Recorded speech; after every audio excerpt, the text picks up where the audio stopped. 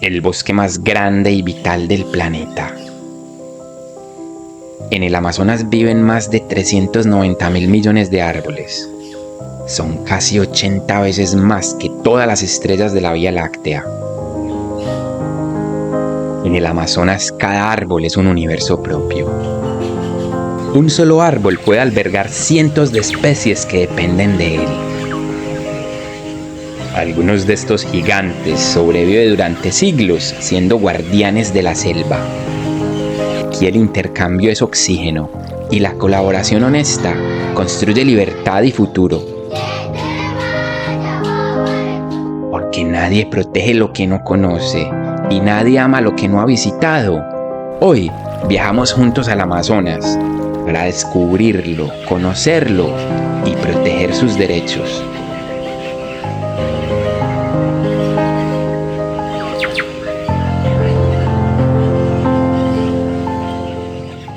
Vamos a Leticia, la capital del departamento del Amazonas.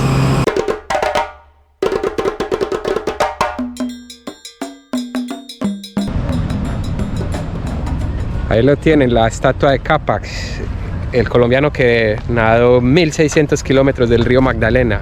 Llegó aquí al Amazonas para promover la cultura y la conservación del medio ambiente. Es una figura que le hicieron una estatua en el aeropuerto de Leticia.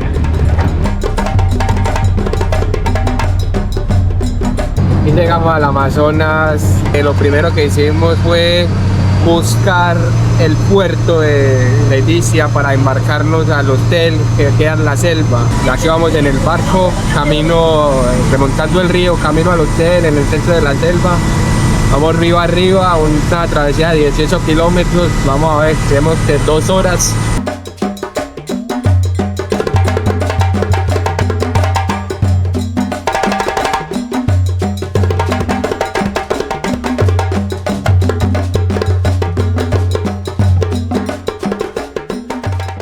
Toda la selva que usted mira por aquí aquí por aquí no hay finca, no hay nada.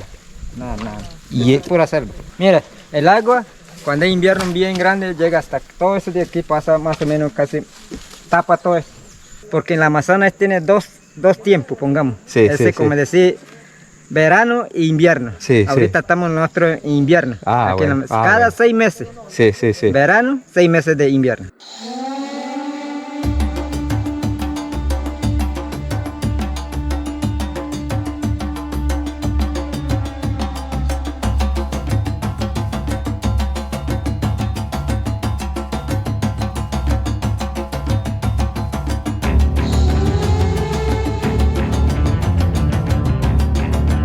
Ahora estamos caminando por la selva del Amazonas y hemos llegado a una ceiba que tiene más de 300 años. Es este árbol que tengo aquí. Es un árbol de más o menos 100 metros de alto, es gigantesco y tiene unas aletas que sirven para comunicarse y pedir ayuda en la selva porque hace mucha bulla.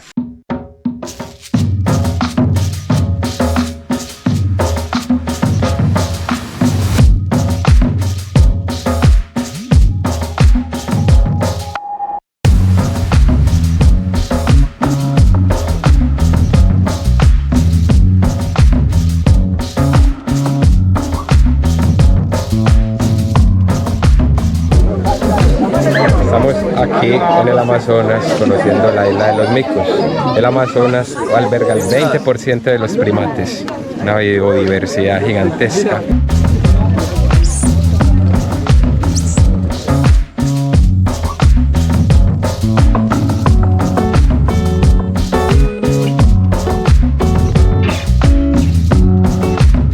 Mi nombre es Einaticunaiwit Clan Guacamayo. Ahora los que vivieron aquí en la Amazonas ya es 49 comunidades. 49. Sí, dividido entre etnias. Ahí como que suena 3 etnias, lo que es la etnia ticuna de la mayoría. Yago y Cocama, ese 3. Existe uno más, son 4 los huitotos, lo que es parte del sector del municipio de Leticia, parte de la carretera allá.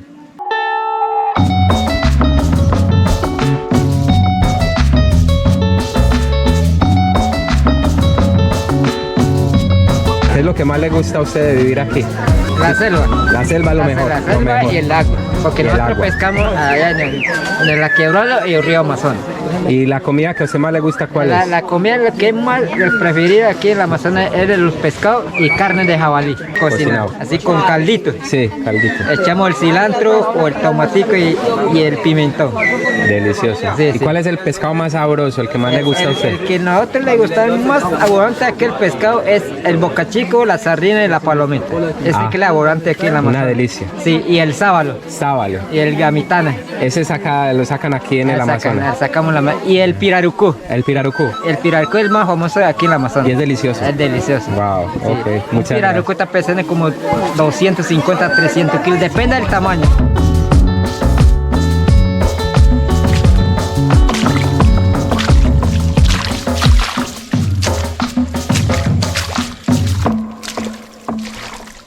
Sigue la caminata por la selva. Estamos cada vez más metidos en una especie de pantano, una especie de laguna. Es porque de todas las quebradas, caños y el río se sale de su curso e inunda todo este territorio y se forman unos pantanales impresionantes. Mi nombre es Dalvis Ramos Cayetano, soy la autoridad de la comunidad indígena ticuna de la comunidad Progreso. Normalmente mi nombre, Dalvis en español, en dialecto mi nombre ancestral es Yuek, que significa tigre, que salta y deja huellas. Nosotros tenemos 4 pilares o 4 fundamentos como para vivir en armonía con la naturaleza y la Amazonía. Primero, como es la vida. Otro como la fuerza, espíritu y conocimiento. 4 fundamentos pilares básicos del ser mago, hasta que nosotros no somos ticuna, del pueblo mago, seres del agua o pueblo del lago. La naturaleza siempre está por encima de nosotros porque si nosotros no cuidamos o no cuidamos de ella, pues ella no arrebata esos derechos. Está en toda su ley como naturaleza. El día que la naturaleza diga yo hundo esta tierra y vayas, pues la hace. Es el derecho de ella contra nosotros. Y por ende esos derechos ambos debemos respetar. El cambio climático. Ahorita el año pasado la sequía que jamás se ha visto en historia en el Amazonas, que el entre comillas el más caudaloso, el río Amazonas, se secó.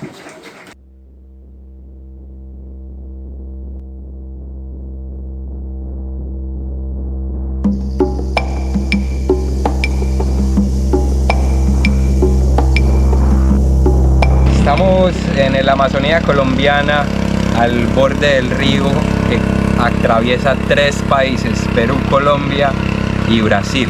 Es el río más caudaloso del mundo. Entonces estamos aquí con Soledad Betancourt, vamos a hacer unas preguntas acerca de la Amazonía.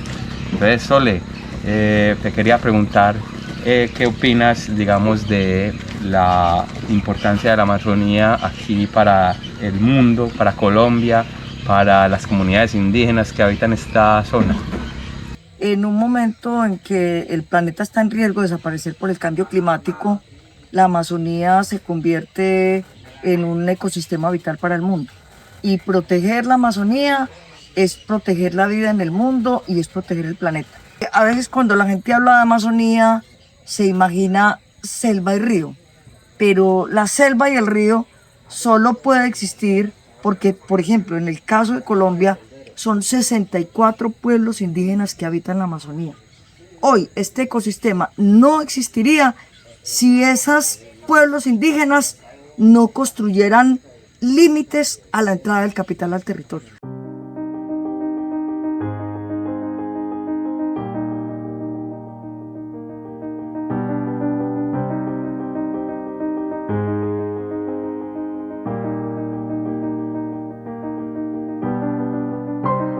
En Colombia yo entiendo que hay una protección a los indígenas. En la Constitución del 91 se les da a los indígenas prioridades donde se protege, se les da, por ejemplo, la consulta previa, donde los indígenas pueden llegar a frenar iniciativas de capital, de industria.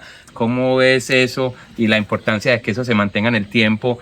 Sí, por ejemplo, en el caso de Colombia, sin esos 64 pueblos indígenas que ha registrado la OPIAR, la Organización de los Pueblos Indígenas de la Amazonía Colombiana, no sería posible protegerla.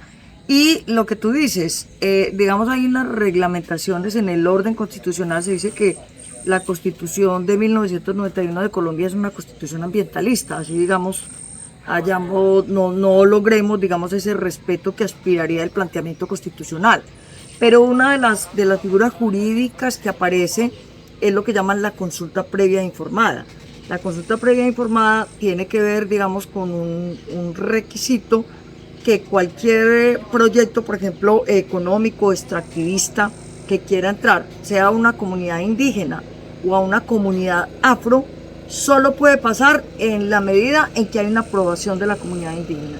Si la comunidad indígena no acepta ese proyecto, una empresa minera, una empresa petrolera, una empresa de extracción de madera no podría entrar a ese territorio.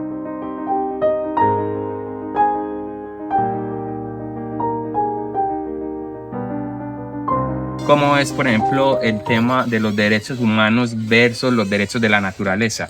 Es verdad que los derechos humanos son muy importantes, pero también es muy cierto que sin la naturaleza los humanos no podemos existir. ¿Cómo ves ese balance?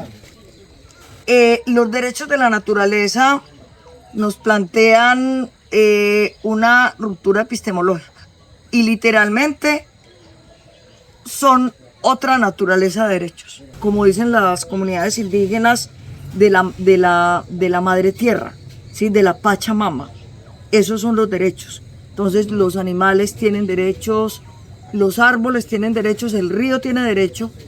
En los últimos años la Corte Constitucional en Colombia, por reclamos de las comunidades, ha empezado a hacer avances importantes. Hay varios ríos y varios ecosistemas que han empezado a ser sujetos de derecho. Entonces, por ejemplo, la Amazonía, el río Atrato, el río Cauca y otro conjunto de ecosistemas han sido declarados como sujeto de derecho. Hay una gran contradicción porque dicen, bueno, ¿cómo así que el río Amazonas es sujeto de derechos?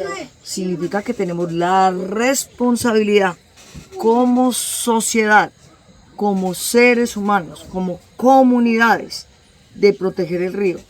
Entonces, ahí, por ejemplo, con ese mecanismo que tú mencionabas ahorita de la consulta previa informada que está en la Constitución del 91, pueden las comunidades indígenas constituirse en guardianes de la Amazonía, ¿sí? Porque si no tuvieran ese mecanismo no lo pudieran hacer. Es más, las grandes empresas, cuando uno lee, por ejemplo, el análisis de las grandes mineras, para ellos un obstáculo a su expansión es la consulta previa informada. Y han presentado, digamos, al Congreso varios proyectos que flexibilicen la consulta previa informada, porque dice que no puede haber desarrollo sin expansión del capital y que, digamos, hay unos ambientalistas radicales que no permiten que aprovechemos la madera, que extraigamos la riqueza minera que hay en el Amazonas, que podamos explotar lo que hay en el río, ¿sí? Pero allá al otro lado están esos 64 pueblos indígenas diciendo, es que si no protegemos la madre tierra, la humanidad no va a existir. Hoy unos grandes ricos en el mundo pueden volverse más ricos si se destruye la Amazonía, pero el conjunto del planeta se puede destruir. Entonces ahí es donde aparece esa contradicción.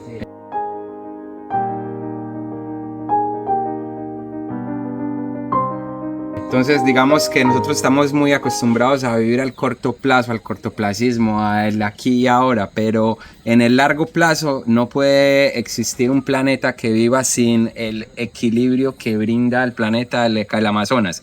¿Qué mensaje le darías a la juventud para que conserve la Amazonía para el mundo y para las generaciones futuras? Primero, que reconozcamos ese territorio como un territorio que tiene vida en sí mismo y que no debe ser explotado, y que tenemos la responsabilidad de estar vigilantes en la penetración de los grandes intereses acumuladores de capital a que penetren ese territorio. Entonces puedo estar en Medellín, en Bogotá, en la costa, en el Pacífico, y debo, como sociedad, como actores, sobre todo yo creo que los jóvenes, por ejemplo, los estudiantes de las universidades, deben estar prestos a investigar y a estar atentos qué empresas entran, con qué intereses y cómo impedir que ellos deterioren el medio ambiente. Yo creo que lo otro es reconocer a esos actores, a esos sujetos que habitan ese territorio, conocer estos días que estábamos aquí en el Amazonas, conversábamos por ejemplo con los ticunas. Yo creo que tú tienes una conversación con él donde nos decía, es que la naturaleza es superior a nosotros no la podemos mandar, ella no ordena, ella actúa y nosotros tenemos que respetar.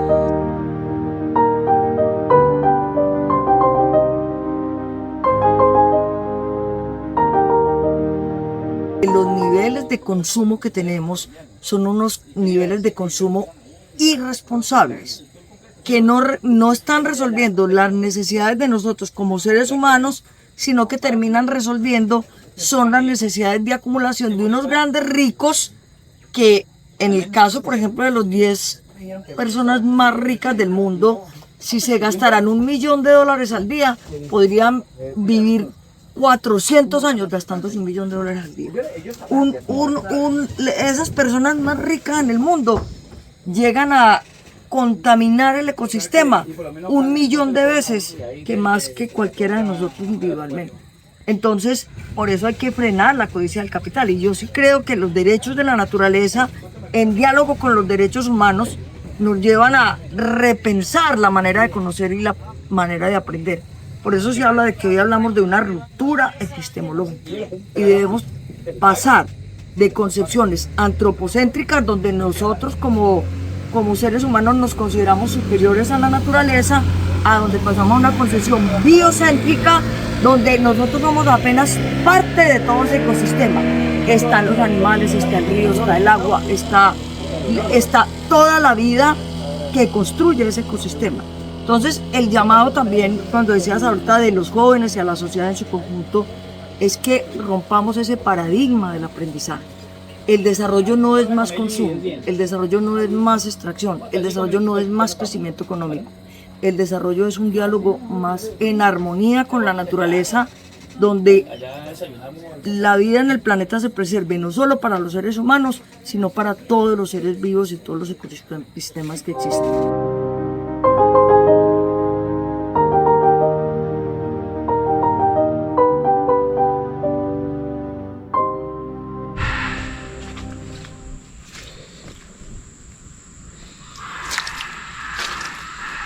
Seguimos en este recorrido por la selva amazónica, el pulmón del mundo.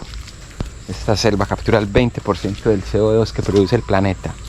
La selva amazónica se considera la farmacia del mundo. Aquí hay miles de plantas con propiedades medicinales que podrían teóricamente curar cualquier enfermedad. Lo que pasa es que la ciencia apenas las está explorando y descubriendo esas propiedades. Aquí los indígenas le consideran un lugar sagrado, plantas sagradas, plantas con propiedades bastante especiales. A mí lo que más me ha gustado de esta selva amazónica es cómo mantiene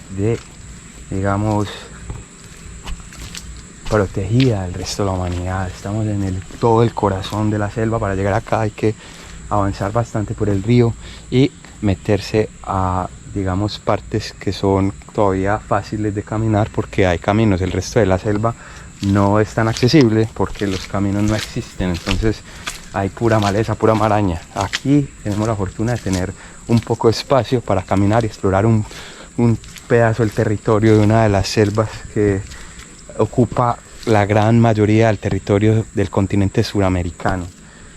Es parte de la cuenca del río Amazonas. El río Amazonas tiene una cuenca de 7.5 millones de kilómetros cuadrados.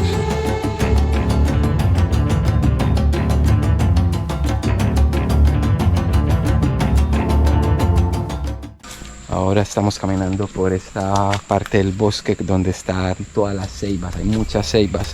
Es un árbol que le gusta estar cerca del río porque, absorbe, necesita mucha agua. Entonces estas grandes raíces lo que hacen es absorber toda esa humedad, toda el agua. Y como les contaba, estos árboles llegan a estar sumergidos hasta 1,5 metros cuando el río Amazonas entra a selva adentro.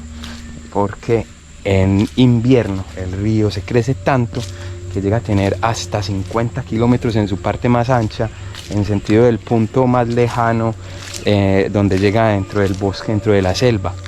Este lugar que es absolutamente biodiverso. Entonces durante esa temporada llegan los peces hasta dentro de la selva.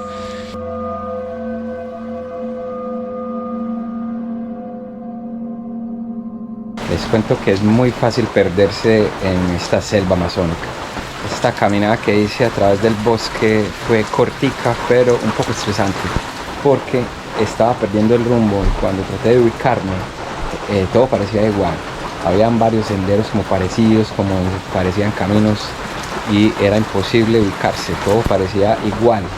No habían árboles distintivos. La selva es muy espesa y bastante parecida, entonces es bastante complejo salir de ella.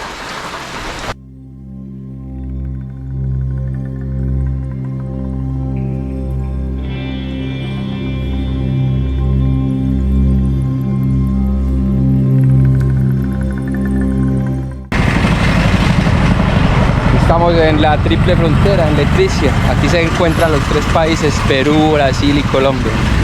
Leticia, esta parte de la Amazonía colombiana, pertenecía originalmente a Perú. Entonces hubo una guerra entre los dos países y al final nadie ganó la guerra, pero acordaron que Perú le cedería este lugar a Colombia, y hoy día los tres países con Brasil se encuentran en este punto. Esa guerra fue por allá en el 1890 y pico. Pero bueno, esto se llamaba San Antonio originalmente, pero por el nombre de la esposa de un ingeniero que fue presidente, de nombre Leticia, le pusieron Leticia. Es la capital colombiana, la única capital de un departamento en Colombia que está ubicada en el hemisferio sur. Es la última capital de Colombia antes de seguir hacia otros países. Aquí termina Colombia. Es la Amazonía colombiana, solamente un poco más de 100 kilómetros del río Amazonas le pertenecen a Colombia, pasando por esta ciudad capital, Leticia.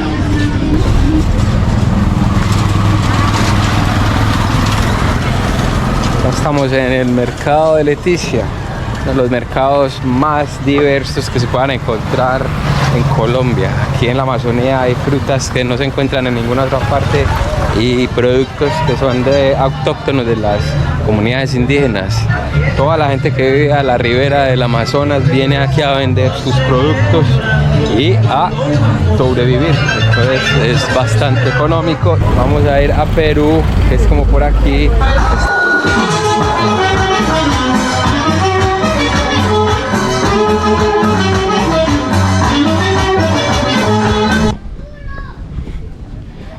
Ahora estamos en Perú, en un caserío a orillas del río Amazonas.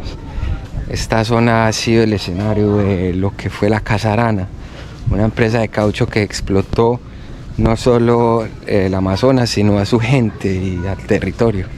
Este lugar es de Perú, que era originalmente el dueño del Amazonas, pero por allá en una batalla, en una cuestión, se la entregó a Colombia. Aquí está la bandera peruana colgada de este lugar. Hola. Buenas tardes. Buenas tardes.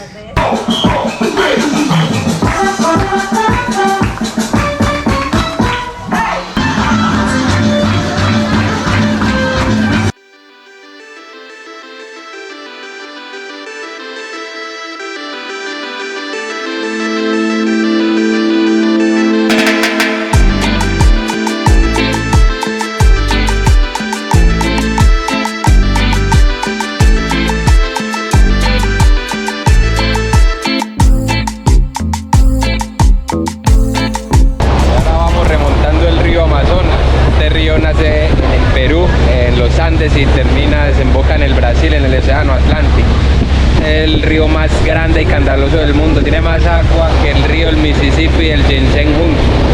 Antes decían que el Nilo era el más largo, pero recientemente se midió bien y tiene más de 7.000 kilómetros de longitud, siendo el río más largo. Nace en los Andes peruanos, en el Nevado del Mismi, precisamente donde estuvimos caminando en el cañón del Colcar hace poco en Perú. Se llega al nacimiento de este río, que es muy importante porque maneja el 20% del agua dulce del mundo, una quinta parte de toda el agua dulce que existe en el planeta Tierra. Además, alimenta la selva amazónica, que también produce la quinta parte o el 20% del oxígeno que respiramos en el planeta Tierra. Es un río que mantiene la diversidad del mundo, es el pulmón del planeta Tierra. Es absolutamente importante para la existencia de los humanos en este planeta.